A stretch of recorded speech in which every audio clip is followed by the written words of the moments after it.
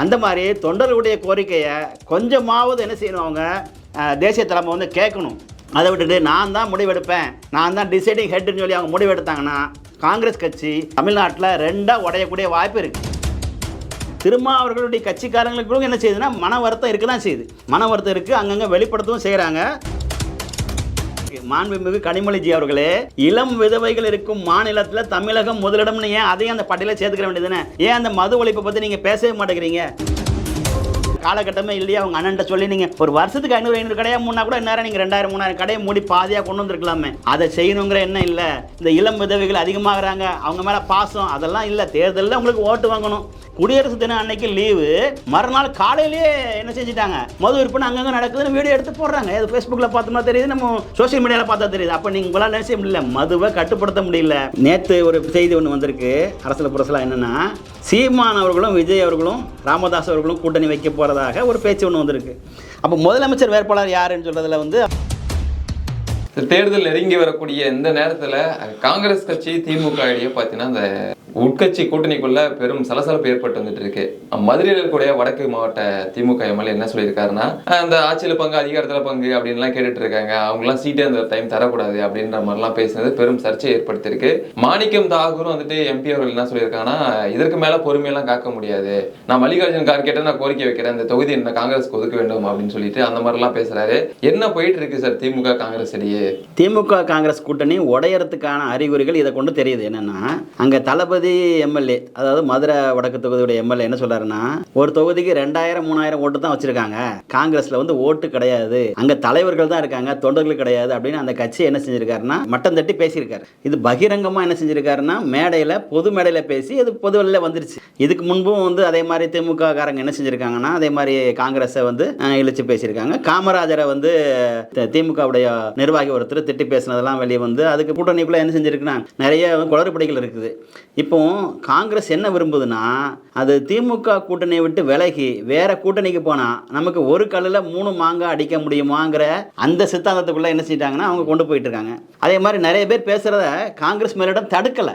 காங்கிரஸ் மேலிடம் என்ன செய்யலைன்னா, திமுக கூட்டணியில் வந்து நீங்கள் விமர்சிக்காதீங்க அப்படின்னு சொல்லி தடுக்கலை, அதை வந்து ஊக்குவிக்கிற மாதிரி தான் நடந்துகிட்டு இருக்கு. அதாவது மாணிக்க தாங்கூரும் சரி, ராஜேஷும் சரி, அதே மாதிரி பிரவீன் சக்கரவர்த்தியும் சரி, எல்லாருமே என்ன செய்கிறாங்கன்னா எல்லாருமே பேச விட்டு அந்த தேசிய தலைமை என்ன செய்யுதுன்னா வேடிக்கை பார்க்குது.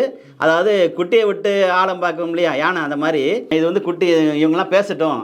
அதே மாதிரி டெல்லியில் நடந்த அந்த தமிழக நிர்வாகிகள் கூட்டத்தில் கூட பெரும்பாலானவங்க என்ன செஞ்சுருக்காங்கன்னா, நமக்கு ஆட்சியில் பங்கு வேணும், அந்த பங்கு தரக்கூடிய கட்சி எதுவோ அந்த கட்சி கூட நம்ம போகலான்னு சொல்லி நிறைய பேர் கருத்து சொல்லியிருக்காங்க. அந்த கருத்தை வந்து தேசிய தலைமை கேட்டிருக்கு. தேசிய தலைமை ஒரு முடிவு எடுத்தாலும் ஓரளவுக்கு ஒரு பாதிக்கு மேலே ஆகுது அந்த நிர்வாகிகளுடைய பேச்சையும் கேட்கணும். ஒரேடியா தேசிய தலைமை நான் பிடிச்ச முயலுக்கு 3 கால்னு சொல்லிட்டு அவங்க திமுக கூட்டணியில் இருந்தாங்கன்னா 96ல் இப்படி தான் வந்து என்ன செஞ்சுச்சுன்னா ஏடிஎம்கே கூட கூட்டணி வைக்கணும்னு சொல்லி காங்கிரஸ் விரும்பிச்சு, மேலிட தலைமை விரும்பிச்சு.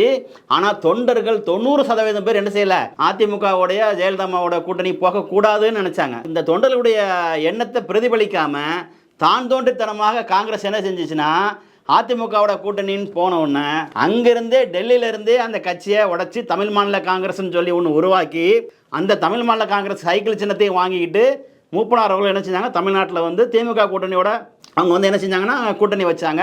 மிகப்பெரிய வெற்றியும் பெற்றாங்க, எதிர்கட்சியுடைய அந்தஸ்தையும் பெற்றாங்க. அந்த மாதிரி தொண்டர்களுடைய கோரிக்கையை கொஞ்சமாவது என்ன செய்யணும், அவங்க தேசிய தலைமை வந்து கேட்கணும்.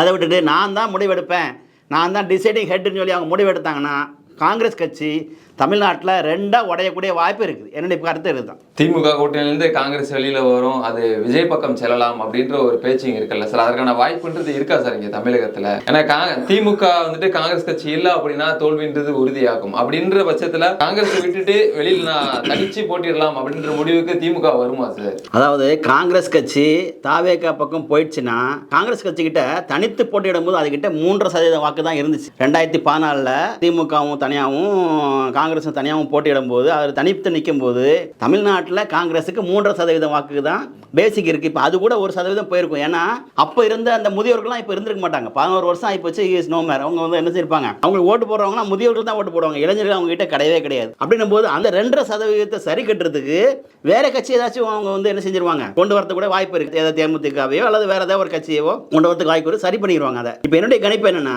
அங்கே காங்கிரஸ் கட்சி ஏன் அந்த திமுக கூட்டணி வச்சு விட்டு போகணும்னா இது வந்து சட்டமன்ற தேர்தல் தான் ஒன்று. அவங்களுக்கு வந்து பாராளுமன்ற தேர்தல் மாதிரி மிக முக்கியமான 10 MP வேணும், நமக்கு நம்ம பார்லிமெண்ட்ல வந்து நமக்கு வந்து என்ன பிரதிநிதித்துவம் வேணும்னு சொல்லி நினைக்கக்கூடிய மிக உறுதித்தன்மை கொண்ட அந்த தேர்தல் இல்லை, சட்டமன்ற தேர்தல். இதை வந்து என்ன செய்யறாங்க, தேசிய கட்சிகள் எப்பவுமே அதோடைய பழக்கம் ஒன்று இருக்கு. தேசிய கட்சினா காங்கிரஸுக்கும் சரி பிஜேபிக்கும் சரி, சட்டமன்ற தேர்தலில் வாக்கு சதவீதத்தை உயர்த்தி காட்டிக்கிடுவோம், நம்ம ஜெயிக்கிறோமோ ஜெயிக்கலையோ நம்ம அதை காட்டிக்கிறோம். அதுக்கப்புறமா நம்ம MP எலெக்ஷனில் தான் என்ன செய்யணும், கம்பல்சரியாக கூட்டணி வச்சு நம்ம MP ஜெயிச்சாகணுங்கிறது வந்து தேசிய கட்சிகளுடைய ஒரு எழுதப்படாத கொள்கையாக வச்சுட்டு இருக்கு. அந்த அடிப்படையில் பார்த்தோம்னா ஒரு தகவல் ஒன்று வந்திருக்கு. 100 சீட்டு துணை முதலமைச்சர்லாம் பேசியிருக்காங்க.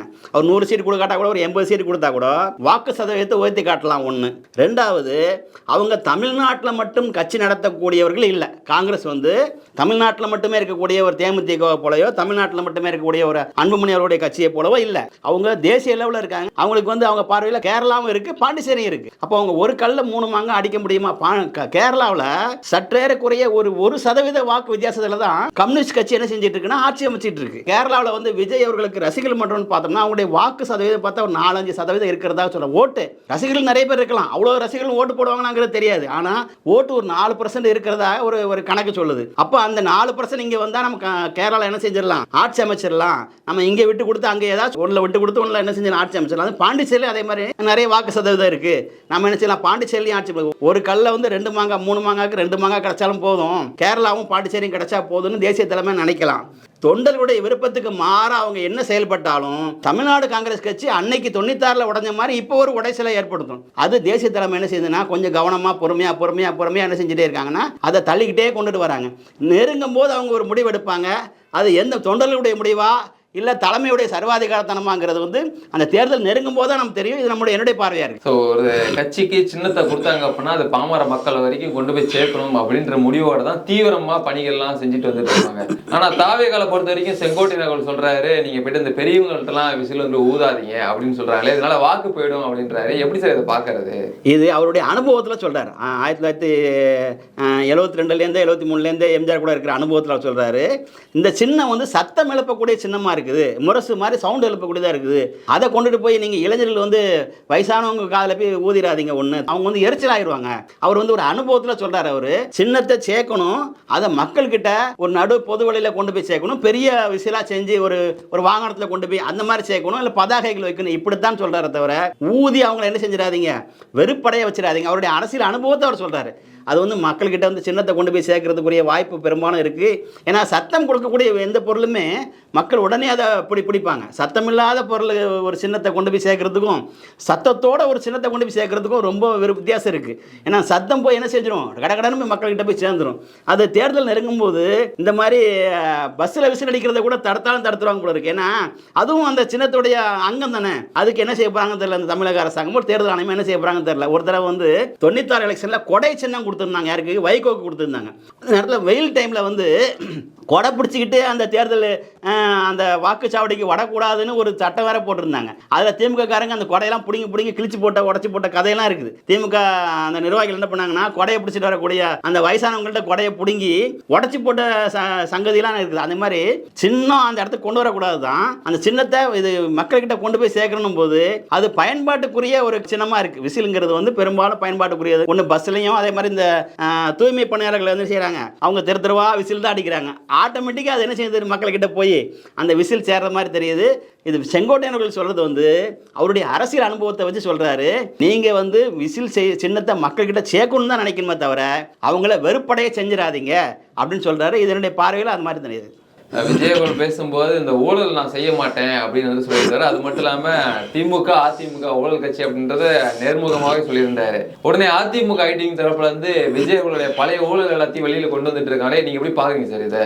என்னுடைய பார்வை என்னென்னா, இது இந்தியாவில் பெரும்பாலும் வந்து எந்த விஷயத்துக்குமே நாம் ஏதாச்சும் ஒரு இடத்துல லஞ்சம் கொடுக்காமல் இருக்க மாட்டோம். ஏதாவது ஒரு விஷயத்தில் நம்ம என்ன செஞ்சுருப்போம், ஏதோ ஒரு லைசன்ஸ் எடுக்கிறதுக்கோ, ஒரு ஏதாச்சும் ஒரு நம்மளுடைய வீடு கட்டுறதுக்கு நம்ம அனுமதி வாங்குறதுக்கோ, அல்லது ட்ரைனேஜ் கனெக்ஷனுக்கோ, எந்த வகையிலையும் ஒரு வாகனத்தை புக் பண்ணுறதுக்கோ, அல்லது ரெஜிஸ்டர் ஆஃபீஸ் வாசலில் இருக்கிற புரோக்கருக்கோ நம்ம என்ன செஞ்சுருப்போம், நம்ம லெவலில் ஒரு 500,000 கொடுத்து தான் இருப்போம். கொடுக்காத இந்தியாவில் ஒரு மனிதனும் என்ன செய்ய முடியாது, எந்த சொத்துமே எந்த வாகனமுமே எந்த உரிமமுமே எடுக்க முடியாத நிலைமை தான் இந்தியாவில் இருக்குது. இது வந்து நான் டைரெக்டாக வந்து நான் வந்து லஞ்சம் கொடுக்காம நான் எதை செஞ்சிருவேன்னா காலதாமதம் ஏற்பட்டுக்கிட்டே போகும். அந்த இடத்துல பார்க்கும்போது அவங்க இருக்கக்கூடிய ஃபீல்டு அந்த மாதிரி, அந்த ஃபீல்டை வந்து சில விஷயங்களை செய்யும்போது நம்ம கொஞ்சம் கொஞ்சம் கொடுக்காம இருக்க முடியாது. எல்லாருமே எந்த சுத்தவாளியாக இருந்தாலும் சரிதான். இப்போ அண்ணா ஹசாரேன்னு ஒருவர் இருக்கிறார். அவர் வந்து ஊழலை ஒழிப்பேன்னு சொல்கிறாரு.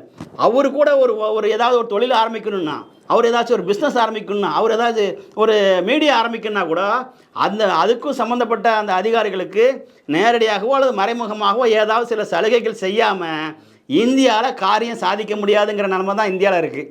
அந்த வகையில் பார்த்தோம்னா அதை ஊழல்னு சொல்ல முடியாது. அதை வந்து ரசீது இல்லாத நன்கொடைன்னு கூட வச்சுக்கலாம். நம்ம ஒரு பேர் சொல்லும்போது நான் ரசீது கொடுக்காத ஒரு நன்கொடை அப்படின்னு வச்சுக்கலாம். இது வந்து ஊழலை ஒழிக்கிறேன்னு சொல்கிறவங்க எல்லாருக்குமே அது வந்து பொருந்தும். இப்போ இவர் இருந்தார் அரவிந்த் கெஜ்ரிவால், ஊழலை ஒழிப்பேன்னு சொல்லி தான் என்ன செஞ்சார், 2 தடவை ஆட்சிக்கு வந்தார். ஆட்சிக்கு வந்ததுக்கப்புறம் கூட என்ன செஞ்சாங்க, அவங்களுடைய அமைச்சர்களே என்ன செஞ்சுட்டாங்க, அந்த ஊழலில் வந்து என்ன செஞ்சுட்டாங்க, மாட்டி அவங்க டெல்லியில் அவங்களுடைய ஆட்சியே போயிடுச்சு.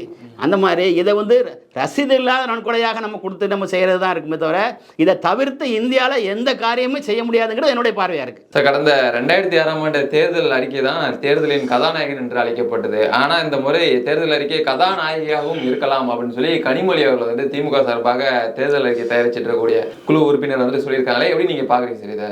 அவங்க முந்தினத்து அந்த சேலம் மாநாட்டில் மகளிர் அணி மாநாட்டில் சொல்லியிருக்காங்க. என்ன சொல்லியிருக்காங்கன்னா, நாங்கள் வந்து கல்வியில் முதலிடம், அப்புறம் வேலை வாய்ப்பில் முதலிடம், அந்நிய முதலீடுகள் இருக்கிறத முதலிடம் பட்டியல் போட்டுகிட்டே வந்திருக்காங்க. இப்போ என்னுடைய கேள்வி ஒன்று இருக்குது. மாண்புமிகு கனிமொழிஜி அவர்களே, இளம் விதவைகள் இருக்கும் மாநிலத்தில் தமிழகம் முதலிடம்னு ஏன் அதையும் அந்த பட்டியலை சேர்த்துக்கிற வேண்டியதுன்னு, ஏன் அந்த மது ஒழிப்பை பற்றி நீங்கள் பேசவே மாட்டேங்கிறீங்க? நேற்று பேட்டி கொடுத்துருக்காங்க. என்னென்னா, நீங்கள் மது ஒழிச்சிங்கன்னா நாங்கள் 500 கடையை மூடி இருக்கோம். இந்த 4.5 வருஷத்தில் நீங்கள் 500 கடை தான் மூடி இருக்கீங்களா? ஏன் அதுக்கு உங்களுக்கு காலகட்டமே இல்லையா? அவங்க அண்ணன்ட்ட சொல்லி நீங்கள் ஒரு வருஷத்துக்கு 500 கடையாக மூணா கூட இந்நேரம் நீங்கள் 2000-3000 கடையை மூடி பாதியாக கொண்டு வந்திருக்கலாமே. அதை செய்யணுங்கிற எண்ணம் இல்லை. இந்த இளம் விதவைகள் அதிகமாகறாங்க, அவங்க மேலே பாசம் அதெல்லாம் இல்லை. தேர்தலில் உங்களுக்கு ஓட்டு வாங்கணும், நீங்கள் வாக்கு பெறணும் என்பதுக்காக தான் நீங்கள் என்ன செய்கிறீங்க, அந்த மகளிர் உரிமை தொகை, தமிழ் புதன் அந்த மாதிரி விதமான திட்டங்களை போட்டு கொண்டு வரீங்களே தவிர உண்மையிலேயே நீங்கள் மகளிர் மேலே, அவங்களுடைய குடும்பத்தின் மேலே, அவங்களுடைய பிள்ளைகள் மேலே நீங்கள் வந்து உண்மையான அன்பு கொண்டவர்களாக இருந்தால், உண்மையான அவங்களை நீங்கள் வந்து நல்லபடியாக ஆக்குன்னு சொன்னால், நீங்கள் முதல்ல செய்ய வேண்டியது என்னென்னா மது ஒழிப்பு. நீங்கள் சொன்ன மாதிரி இப்போ நேற்று இந்த வாயை திறந்துருக்கீங்க. 4 வருஷமாக நீங்கள் உங்களை கேட்கும் போதெல்லாம் பதில் கொடுக்காம ஓடி போயிட்டு நேற்று சொல்லியிருக்கீங்க 500 கடையை மூடி இருக்கமே அப்படிங்கிறீங்க. நான் கேட்குறது என்னென்னா, நேற்று நீங்கள் ஆட்சிக்கு வந்திருக்கீங்களா? இல்லையே. 4.5 வருஷத்தில் நீங்கள் என்ன செய்யலாம், விட்டு நீங்கள் என்ன செய்யலாம், குறைச்சிருக்கலாம், நேரத்தை குறைச்சிருக்கலாம், இந்த நோயாளிகளுக்கு என்ன செய்யலாம், அந்த மருத்துவம் கொடுத்துருக்கலாம், ஏதோ ஒன்று செஞ்சு ஓரளவுக்கு நெருக்கி கொண்டு வந்திருக்கலாமே. இப்போ மறுபடியும் எலெக்ஷன் வருதுன்னு நீங்கள் அதை ரைட்டாக ஞாபகப்படுத்துறீங்க. நீங்கள் ஞாபகப்படுத்தினாலும் மக்கள் ஏமாற தயாராக இல்லை. நீங்கள் உண்மையிலேயே நீங்கள் பெண்கள் முன்னேற்றம்னு விரும்புனீங்கன்னா மது விலக்கை அறிவிப்பேன், பூர்ண மது விலக்கை நாங்கள் கொண்டு வருவோம். இப்போ வாக்குறுதி கொடுக்க நிலையில கூட இல்லை. நீங்கள் ஜீவோ பாஸ் பண்ணால் நாளைக்கே உங்கள் கையில் தான் ஆட்சி இருக்குது. இன்னும் எலெக்ஷன் அறிவிக்கலை, அந்த தேர்தல் நடைமுறை இன்னும் வரல. நீங்கள் என்ன செய்யலாம், அவங்க அண்ணன் கிட்ட ஒரு ப்ரெஷர் கொடுத்து பூரண மது விலக்கை நீங்கள் அறிவிச்சிங்கன்னா பெண்கள் வாக்கு 3 கோடி வாக்கு கூட உங்களுக்கு விடத்துக்கு வாய்ப்பு இருக்குது. ஆனால் நீங்கள் அதை செய்ய மாட்டீங்க. ஏன்னா உங்களுக்கு தேவை வெறும் ஓட்டு தான். நம்ம ஒரு 1000 ரூபா கொடுத்து ஓட்டு வாங்கலாம், 2000 ரூபா கொடுத்து வாங்கிடலாம் அப்படின்னு நீங்கள் நினச்சி மக்களை நீங்கள் வந்து கிள்ளுக்கரையாக நினைக்கிறீங்க. அது வந்து வரக்கூடிய தேர்தலில் நீங்கள் சொன்ன அந்த நேற்று சொன்ன வார்த்தையை உங்களுக்கு எதிராக திரும்பி வரக்கூடிய தேர்தலில் வந்து திமுக ஆட்சிக்கு வராதுங்கிறது என்னுடைய பார்வை. இது வரைக்கும் டாஸ்மாக் கடைன்றது குறைச்சிருக்காங்க இந்த ஆட்சியில் தமிழகத்தில். ஏன்னா நேற்று செய்திகளை சந்திப்பில் கேள்வி கேட்டபோது குறைச்சிருக்கோம் அப்படின்னு சொன்னாங்க. உடனே டிஆர்பி ராஜா வேற கேள்வி இருந்தால் கேளுங்க அப்படின்ற மாதிரிலாம் மழுப்புறாங்களே, எப்படி சார் பார்க்குறீங்க? அவங்க குறைக்கல, இடமாற்றம் செஞ்சுருக்காங்க. அது வந்து ஒரு ஹைகோர்ட் ஒரு ஆர்டர் கொடுத்துருக்கு. நெடுஞ்சாலையில் உள்ள கடைகளை வந்து என்ன செய்யணும், நெடுஞ்சாலையில் கடை இருக்கக்கூடாதுன்னு ஒரு தீர்ப்பு கொடுத்தாங்க. ஒரு 500-1000 கடை நம்ம இருந்துச்சு, அதை தெருவுக்குள்ளே மாற்றிருக்காங்க. அவ்வளோதான். அதை வந்து அவங்க மூடலை. அவங்க மூடணும்னு உண்மையிலே நினச்சிருந்தா அவங்களுக்கு இவ்வளோ காலம் டைம் இருந்திருக்கு. 4-4.5 வருஷம் அவங்ககிட்ட ஆட்சி இருந்திருக்கு. அவங்க என்ன செஞ்சிருக்கலாம், குறைஞ்சபட்சம் வருஷத்துக்கு 500 கடையை மூணா கூட 4 வருஷத்துக்கு 2000-2500 கடை மூடி இருக்கலாம். 6000 கடையில பாதியாக குறைச்சிருக்கலாம், நேரத்தை குறைச்சிருக்கலாம். இப்போ பாருங்க, குடியரசு தினம் அன்னைக்கு லீவு, மறுநாள் காலையிலேயே என்ன செஞ்சுட்டாங்க, மது விற்பனை அங்கங்கே நடக்குதுன்னு வீடியோ எடுத்து போடுறாங்க. அது ஃபேஸ்புக்கில் பார்த்தோம்னா தெரியுது, நம்ம சோஷியல் மீடியாவில் பார்த்தா தெரியுது. அப்போ நீங்கள் உங்களால் நினைச்ச முடியல, மதுவை கட்டுப்படுத்த முடியல. அந்த வருமானம் உங்களுக்கு பெரிய அளவில் வந்து ஷோவாக தெரியுது. ஆனால் அதை கொண்டு நிறைய குடும்பங்கள் சீரழிங்கிறதும் நிறைய குற்றங்கள் அதிகரிக்கிறதுங்கிறதும் உங்களுக்கு தெரியல. ஆனால் மக்களுக்கு அதை உணர்ந்திருக்காங்க. மதுவினால அந்த குடும்பங்கள் சீரழிகிறதும் நிறைய குற்றங்கள் அதிகரிச்சிருக்கிறதும் அதனால் பாதிக்கப்பட்ட மக்கள் உணர்ந்திருக்காங்க. நீங்கள் உங்களுக்கு இன்னும் 1 மாதம் 2 மாதம் டைம் இருக்குது. அதுக்குள்ளே நீங்கள் பூர்ண மதுவிலக்கை நீங்கள் அறிவித்து அந்த மகளிர்கிட்ட நீங்கள் நல்ல பேர் எடுக்கலைன்னா வரக்கூடிய தேர்தலில் மகளிர் வாக்குகள் முழுதும் எதிர்பக்கமாக போய் விழுந்துடும். மகளிர் ஓட்டு இல்லைன்னா நீங்கள் 1 லட்சம் பேர் மகளிருக்கு தான் காட்டுறீங்க. நீங்கள் என்ன செய்றீங்க, பணத்தை கொடுத்து உங்களுடைய உடையை போட்டு உட்கார வச்சு நீங்கள் புடவை கட்டி உட்கார வைக்கல தவிர அவங்க உண்மையிலேயே அவங்க என்ன செய்யலை, விரும்பி வந்து உட்காரல. அது உங்களுக்கு எதிராக திரும்பி என்ன செஞ்சிடும், வரக்கூடிய தேர்தலில் ஆட்சி மாற்றம் ஏற்பட்டுரும். தயவுசெய்து என்னுடைய கனிவான வேண்டுகோள் என்னென்னா, உங்களுடைய அண்ணன் முதலமைச்சர் அவர்கிட்ட சொல்லி தமிழ்நாட்டில் பூர்ண விதிவிலக்கை உடனே அறிமுகப்படுத்துங்க. அது 2 மாதத்தில் நீங்கள் என்ன செஞ்சிடலாம், அதோடைய விளைவை நீங்கள் அறுவடை செய்யலாம். என்னுடைய வேண்டுகோளாக இருக்குது, நீங்கள் பரிசீலிப்பீங்களாங்கிறது உங்களுடைய விருப்பம். திமுக கூட்டணியில் காங்கிரஸ் வந்துட்டு சலசலவை ஏற்படுத்தினாலும் விசிகா, கம்யூனிஸ்ட் போன்ற கட்சிக்கு தான் பெரும் அமைதியில் இருக்காங்களே, என்ன காரணம், என்ன போயிட்டு இருக்கு சார் திமுக கூட்டணியில்? இல்லையே, விசிகா இப்போ நேற்று குரல் கொடுத்துருக்காங்களே, நாங்கள் வந்து பாஜகவும் ராமதாஸ் தான் பாட்டாளி மக்கள் கட்சி இருக்கக்கூடிய கூட்டணியில் நாங்கள் இருக்க மாட்டோங்கிறது 2016 நாங்கள் தீர்மானம் எடுத்துட்டோம். அது வந்து முதலமைச்சர் தான் முடிவு எடுக்கணும், நாங்கள் வந்து என்ன செய்ய மாட்டோம், அவங்களுக்கு உள்ள கொண்டு வந்தால் நாங்கள் இருக்க மாட்டோம் அப்படின்னு அவங்களுக்குள்ள சலசலப்பு வருது. 2வது ஒன்று, எங்களுக்கு இரட்டை இலக்க சீட்டு தரணும்னு ஒரு திருமாவர்கள் கேட்குறாரு, அல்லது எங்களுக்கு மேல் சபை எம்பி ஒன்று கொடுக்கணும் அப்படின்னு கேட்குறாரு. இதெல்லாம் கொடுக்கறதுக்கு அங்கே வாய்ப்பு இல்லை. அங்கே ஏற்கனவே ரொம்ப கூட்டணி நெருக்கடியாக இருக்குது. இன்னும் வேறு தேமுதிகவோட பேச்சு நடத்திட்டு இருக்காங்க. இதை நடத்திட்டு இருக்கும்போது அவங்களுக்கு கொடுக்க வாய்ப்பு இல்லை. அப்படின்னும் போது திருமாவர்களுடைய கட்சிக்காரங்களுக்கு என்ன செய்யுதுன்னா, மன வருத்தம் இருக்க தான் செய்யுது. மன வருத்தம் இருக்குது, அங்கங்கே வெளிப்படுத்தவும் செய்கிறாங்க. ஆனால் அவங்களுடைய தலைவருடைய கட்டுப்பாடு கணங்க ஒன்று சொல்கிறாங்க, அதோட நிறுத்திக்கிறாங்க. ஆனால் திருமாவர்கள் சொல்லியிருக்காங்க, எங்களுக்கு வந்து 10 சீட்டுக்கு 12 சீட்டுக்கு மேலே வேணும் ஒன்று, அல்லது மேல் சபை எம்பி கொடுக்கணும் அப்படின்னு கேட்டிருக்காங்க. அதுவும் உடையத்துக்கு வாய்ப்பு இருக்குது. ஏன்னா உங்களுக்கு சட்டமன்ற தேர்தலில் அவங்க அங்கீகாரம் பெறணும், ஒரு 8 தொகுதியாவது அவங்க ஜெயிக்கணும். ஏன்னா மாநில அந்தஸ்தை பெற்றுட்டாங்க, அதை தக்க வைக்கணும். தக்க வைக்கிறதுக்கு என்ன செய்யணும், 8 தொகுதி ஜெயிக்கணும்னா அவங்க 12 தொகுதியில் நின்றால் தான் 8 தொகுதியாவது என்ன செய்ய முடியும், ஜெயிக்க முடியும். அதை முதலமைச்சர்கள் தான் என்ன செய்வாங்க, அவங்க வந்து மாண்பு முதலமைச்சர் என்ன செய்வாங்க, அதை கூடி பேசுவாங்க, பேசி அவங்களுக்கு முடிவு எடுப்பாங்க. அப்படி கொடுக்காட்டா அவங்க என்ன செய்வாங்கன்னா வேறு கட்சிக்கு போகிறதுக்கு வாய்ப்பு இருக்குது. அவங்களுக்கு வந்து நிரந்தரமாக ஒரே கட்சியில் இருக்கணும்னு சொல்லி அவங்க நினைக்க வேண்டியதில்லை, அவங்க அடுத்த கட்சிக்கு மாறதுக்கு வாய்ப்பு இருக்குது. திருமாவளவன் கட்சி என்ன செய்யும், அதோட வெளியே போகிறதுக்கு வாய்ப்பு இருக்குது. என்னுடைய பார்வையில் திமுக இருக்கக்கூடிய அமைச்சர்கள் மீதான சொத்து குவிப்பு வழக்கு வந்து பார்த்தீங்கன்னா தொடர்ந்து நீண்டு கொண்டே வருகிறது. இல்லை பெரியசாமி அவர்கள் மீதான வழக்கில் அவர் வந்துட்டு விலக்கு வேண்டும் அப்படின்னு சொல்லி கேட்டிருந்த வழக்கெல்லாம் வந்து தள்ளுபடியாக இருக்கு. இப்போ அடுத்த கட்டமாக என்ன நடக்க இருக்கிறது சார் திமுக பொறுத்த வரைக்கும்? திமுக இருக்கிற நிறைய அமைச்சர்கள் மேலே சொத்து குவிப்பு வழக்கு இருக்குது. இப்போ அவங்க ஆட்சியில் இருக்கிறதுனால அது கொஞ்சம் மெதுவாக நடந்துகிட்டே இருக்கு. இப்போ அவர் பெரியசாமி அவர்கள் மேலே வந்து 1,30,00,000 ரூபாய்க்கு மேலே சொத்து குவிப்பு வழக்கு ஒன்று விலக்கு நடந்து திரும்ப மறுபடியும் அது மேல்முறையீடுக்கு போயிருக்கு. இப்போ அவங்க அடுத்த ஆட்சி வரும்போது அவங்க மொத்த பேரும் என்ன செய்வாங்க, லைனாக சிறைக்கு செல்ல வாய்ப்பு இருக்குது. ஒருவேளை அது இன்னொரு 10 நாளைக்குள்ளே 20 நாளைக்குள்ளே அதோடைய தீர்ப்பு ஏதாச்சும் வெளியே வந்திருந்தா அவங்களுடைய பதவிக்கு என்ன இருக்குன்னா அது உழை வச்சிடும். அது எம்எல்ஏ பதவி ரத்தாயிடும். அப்புறம் வந்து அவங்க அமைச்சர் பதவியாக இருக்க முடியாது. செந்தில் பாலாஜி அவர்கள் மாதிரி என்ன செய்ய முடியாது, அமைச்சராக பதவி வைக்க முடியாது.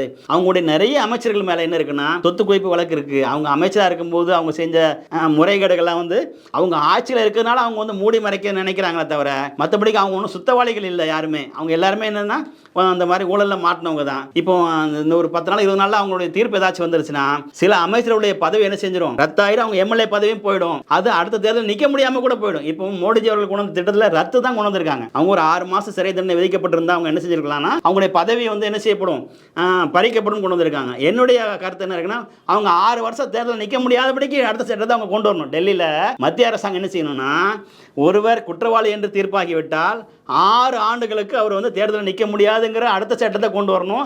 நிச்சயமாக மாண்புமிகு பாரத பிரதமர் அவர்கள் கொண்டு வருவாங்கன்றது என்னுடைய கருத்து. தமிழகத்தில் தற்போது வரைக்கும் 4 முனை போட்டியாக இருக்கு சார். திமுக, அதிமுக, பாஜக கூட்டணி, இந்த பக்கம் தாவேகா, நாம் தமிழர் கட்சின்னு இருக்காங்க. எப்படி சார் இருக்க போகுது இந்த தேர்தல் களமே? நேற்று ஒரு செய்தி ஒன்று வந்திருக்கு அரசியல் புரசலாக, என்னென்னா சீமான் அவர்களும் விஜய் அவர்களும் ராமதாஸ் அவர்களும் கூட்டணி வைக்க போகிறதாக ஒரு பேச்சு ஒன்று வந்திருக்கு. அப்போ முதலமைச்சர் வேட்பாளர் யாருன்னு சொல்கிறதுல வந்து அவங்களுக்குள்ள சீமான் ரொம்ப காலமாக நான் தான் முதலமைச்சர், நான் தான் அதிபர்லாம் சொல்லிட்டு இருக்காரு. தமிழ் தேசியத்துடைய அதிபரே நான் தான் சொல்லிட்டு இருக்காரு. இங்கே வந்து என்னை முதலமைச்சராக ஏற்பவங்கள தான் நாங்கள் என்ன செய்வோம், கூட்டணியில் சேர்ப்போங்கிறது இவங்களுடைய கொள்கையாக இருக்குது. ரெண்டுமே அதாவது தவளை தண்ணிக்கு இருக்குது, ஓனா கலைக்கு இருக்கிறது மாதிரி இழுத்துட்டு இருக்கு. இது ஒருவேளை அவங்களுக்குள்ள பேச்சுவார்த்தை நடந்து அது ஒருவேளை கூட்டணியாக எடுத்தால் 3 திசையில் இருக்கிறது படுறது 3 திசையாக வரும். ராமதாஸ் அவர்களும் வந்து பேசுகிறதாக நேற்று செங்கோட்டையன் அவர்கள் சொல்லியிருக்காங்க. என்னென்னா ராமதாஸ் அவர்களுடைய கட்சி என்ன செஞ்சிருக்கு, தாவேக்காவோட கூட்டணி பேசிகிட்டு இருக்காங்க. 5 நாளைக்கு முன்னே தினகரன் அவர்கள் கூட்டணியில் வரதாக தான் இருந்துச்சு. ஆனால் அதுக்குள்ளே வேறு ஏதாவது சந்தர்ப்ப சூழ்நிலை அவர் என்ன செஞ்சிட்டாரு, அவர் அந்த கட்சிக்கு போயிட்டார். பரவாயில்ல, எங்கே இருந்தாலும் இருக்கட்டும் சொல்லிட்டாங்க. என்னுடைய பார்வையில் அது இன்னும் 2-3 நாளில் இந்த சீமான் அவர்களும் விஜய் அவர்களுடைய கூட்டணியும் ஏற்படுறதுக்கு வாய்ப்பு இருக்கிறதா ஓரளவுக்கு கணிக்கிறேன்.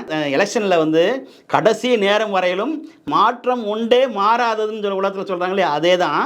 அது மாறிக்கிட்டே வந்து எலெக்ஷன் அறிவித்ததுக்கு அப்புறம் தான் அந்த கூட்டணி உள்ள இறுதியாகும். யார் எந்த பக்கம் போய் எந்த பஸ்ஸில் ஏறி பிரயாணம் பண்ண போகிறாங்கன்றது தெரியும். அது என்னுடைய பார்வையில் வந்து அது 4 அணிங்கிறது 3 அணியாக மாறதுக்கு கூட வாய்ப்பு இருக்குது.